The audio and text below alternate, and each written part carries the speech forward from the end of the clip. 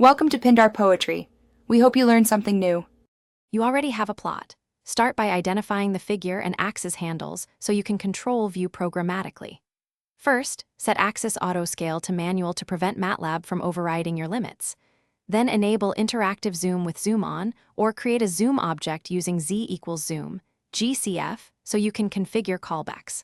Once done, you can click to zoom or use commands.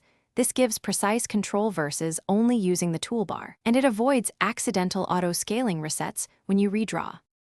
Now choose interactive clicks or scripts.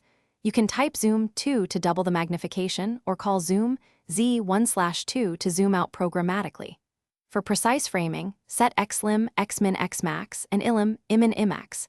That way you control exact boundaries instead of relying on mouse precision. Make sure to use axis equal or tight when aspect ratio matters. Once adjusted, combine pan for repositioning and data cursor mode for exact values. Finally, call Drano to ensure the figure updates immediately. Finish by saving your view and making it reproducible.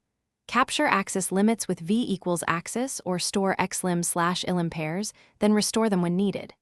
If you work with subplots, link axes, axarray, xy, so zooming one updates all.